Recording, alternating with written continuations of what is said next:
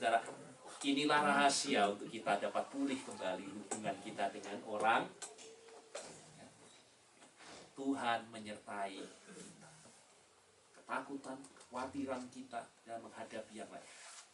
Saya akan akhiri. Ada dua kemungkinan dalam hidup ini, saudara. Dan tidak menyadari bahwa Tuhan itu ada beserta dengan kita dalam setiap relasi dan hubungan yang kita lakukan dalam hidup. Sehingga tidak perlu kita ini mereka-reka, menipu, sehingga sepertinya kita ini sedang berusaha dan berjuang sendiri. Lalu saudara, usaha saya ini, kira-kira saya ini bisa putus asa karena sepertinya semuanya bergantung dengan saya sendiri. Yakub belajar, tidak pernah kita ini seorang diri. Itu sebabnya pada waktu Yesus ditangkap, Petrus, saudara, ini contoh orang yang selalu merasa berjuang sendiri. Ya, tanya, siapa kamu ini?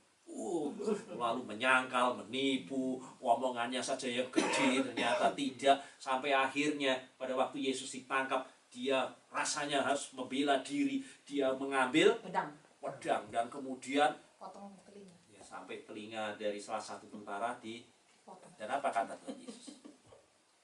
Sarungkan kembali pedang. Apakah sangkamu aku tidak dapat mendatangkan malaikat Tuhan untuk melindungi aku? Tuhan ada di situ. Ada. Tidak usah kita dengan cara-cara seperti itu. Tuhan ada di situ. Dan ini berbeda dengan Daud. Pada waktu dia menjadi ya, pada waktu semuanya ketakutan, dia berkata, mengapa semuanya takut? Goliat akan ditaklukkan bukan dengan pedang dan lembing, dengan tombak dan lembing, tetapi dia akan dikalahkan karena Allah ada bersama dengan dalam peperangan. Allah ada di situ, dan itu yang merubah hubungan kita satu dengan yang lain. Nah, setelah kita sudah masuk sampai ke sesi yang ketiga, ini menjadi sangat penting. Nah, pada waktu kita mau memulihkan segala sesuatu, Tuhan ingin kita membangun komunitas yang indah, bukan? Ya, satu dengan yang lainnya. Tinggalkan berbagai macam cara-cara dunia dan manusia. Allah memanggil kita ikut, dan kita melakukannya sesuai dengan pimpinan dan rencana Tuhan.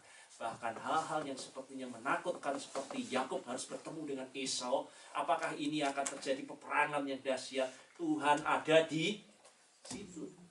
Dan yang terjadi justru bukan rekonsiliasi yang sangat indah, karena Allah beserta dengan kita dalam semua perkara, ya. Dan saya lihat dalam hidup kita masing-masing, apapun ya, dalam hidup kita ini, dalam merasa mungkin takut dengan yang lain, atau saudara juga merasa mungkin